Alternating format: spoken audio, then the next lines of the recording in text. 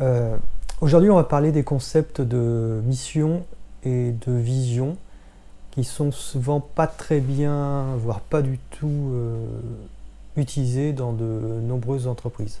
Alors, qu'est-ce que c'est la mission et la vision et surtout à quoi ça sert? On ne va pas encore faire de la documentation ou de la méthodologie pour faire la méthodologie. La mission, c'est quel est vraiment le but, à quoi sert votre entreprise. Je vais vous donner un exemple. Je vais prendre un exemple très simple. Vous êtes un café. Quelle est votre mission? Votre mission, c'est de proposer des boissons fraîches et des boissons chaudes à un large public, par exemple. Voilà. Alors je vais restreindre un peu. On va parler d'un café qui propose vraiment que des cafés. On va prendre un exemple très simple. Donc votre mission, c'est de proposer à toute personne qui se présente à vous dans un temps court une boisson chaude qui est un café. Voilà. Mais il y a plein de cafés qui proposent des cafés. Donc, qu'est-ce qui va vous différencier? Quel va être votre ADN? C'est la vision. C'est comment vous allez réaliser comment vous allez vous différencier et comment vous allez réaliser cette mission. Si on prend un café, vous pouvez avoir des cafés traditionnels, vous demandez un expresso, on vous donne un expresso, point barre. Est-ce que c'est un arabica, un robusta? Il y a un seul type de café. Et souvent même, on vous donne un espèce de sucre blanc et absolument immonde qui n'est pas du sucre. Voilà, bon, ça c'est, vous cherchez un produit standardisé, on vous propose un produit standardisé à un tarif standardisé. Après, d'autres cafés vont se dire, moi je veux traiter une clientèle qui attend un meilleur niveau de service et un meilleur niveau de qualité de produit. Par exemple, à Rouen, il y a un café qui s'appelle Couleur Café. Lorsque vous allez prendre un café chez eux, déjà on va dire quel café vous voulez, parce qu'il y a une carte d'environ. Alors je sortais beaucoup avant le Covid, maintenant beaucoup moins, mais de mémoire il y a 20-25 cafés différents, et on va vous conseiller. Est-ce que vous voulez quelque chose de doux? Est-ce que vous voulez quelque chose de plus fort? Est-ce que vous voulez quelque chose qui a un petit arôme acidulé? Il y a des cafés exceptionnels chez eux par exemple. Donc voilà, on va vous proposer vraiment du conseil, et on va vous proposer une offre large, dans un décor qui est très sympa. Donc voilà, c'est leur vision, le pari qu'ils ont fait pour pouvoir se différencier, c'est de dire on ne va pas faire un produit normalisé, on va au contraire proposer une offre beaucoup plus large et de qualité. Donc vous voyez, une entreprise, elle doit voir comment est-ce qu'elle va se différencier des autres, sinon pourquoi est-ce qu'on la choisirait? Si toutes les entreprises proposent la même chose, il y a des marchés où c'est très difficile, vous vendez des ramettes de papier, essayez de vous différencier. Soit vous avez misé sur l'aspect haut de gamme, canson, etc., soit vous êtes basé sur le prix. Il est très difficile de faire de l'original sur de la vente de ramettes de papier, par exemple. Ou alors il y a des modèles économiques, il y a la vente de ramettes de papier. Mais, donc voilà. Donc, avoir une vision, c'est faire un pari, c'est voir comment est-ce qu'on va répondre à un besoin utilisateur, c'est-à-dire comment est-ce qu'on va faire une promesse et comment est-ce qu'on va y répondre à cette promesse. Un conseil, si un jour vous cherchez un job, posez ces questions-là.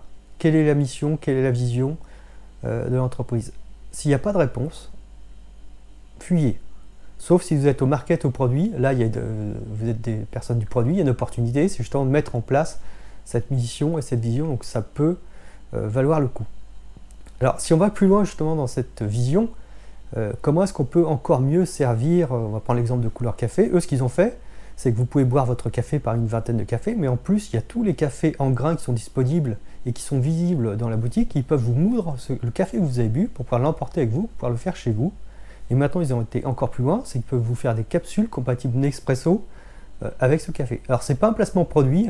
Depuis le Covid, je crois que j'ai pas été chez eux malheureusement, j'ai pas eu le plaisir de les revoir, mais c'est pour donner un exemple très précis dans un domaine où il y a énormément de standardisation. Il y a Lavazza, il y a Café Richard, je crois qu'il y a 2-3 fournisseurs de café. Et c'est tout. Il y a très très peu, c'est très standardisé, très normalisé. Il n'y a pas une grande offre et tous les cafés ont décidé de ne pas s'embêter, de prendre un fournisseur et de fournir 1, 2, 3 types d'expresso différents au grand maximum et c'est tout. Et d'autres ont fait des paris différents. Alors, comment est-ce qu'on peut nourrir la vision si on prend le monde des cafés souvent?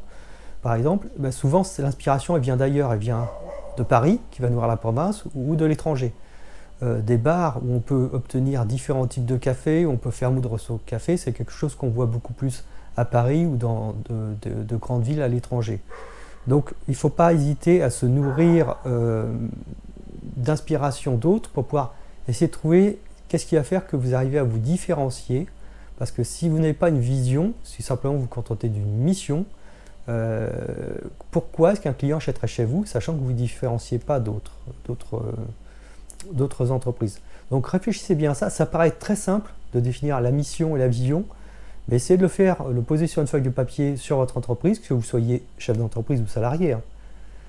C'est quelque chose qui demande du temps et qui ne se fait pas en une journée. Donc réfléchissez, itérez, réfléchissez, parlez-en à vos collègues, essayez de définir ça et challengez-le. Vous avez une mission, vous avez une vision, vous allez pouvoir, de là va découler un produit, vous allez obtenir, j'espère, un product market fit, c'est-à-dire vous allez avoir une rencontre avec votre base d'utilisateurs qui vont devenir des clients, ok, tout fonctionne. Mais il y a un moment où vous allez être ringardisé parce que si vous ne mettez pas à jour votre vision, vous n'adaptez pas, eh bien vous allez d'innovateur passer à has-been. Donc n'hésitez pas à challenger votre vision au fur et à mesure. Et je dirais même la vision, elle peut changer énormément par rapport à la mission. Prenez Netflix. Quelle est la mission de Netflix?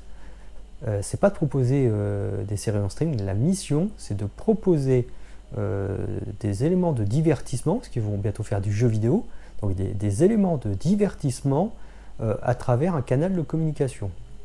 Et encore, c'est pas tout à fait ça, je pense. Mais au départ, Netflix, c'était un loueur de cassettes vidéo, de DVD, excusez-moi, vidéo.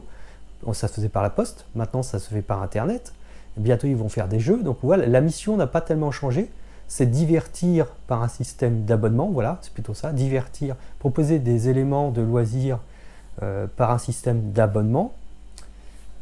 Et la vision, par contre, est en train de changer. Ils sont passés d'un géant de la logistique qui louait des DVD par la poste à un géant de l'Internet pour les séries. Et maintenant, Netflix attaque le jeu vidéo. Donc on voit que la vision peut changer, mais la mission change rarement. Voilà. Donc n'hésitez pas à poser tout ça sur papier. Essayez vraiment d'arriver à vous définir.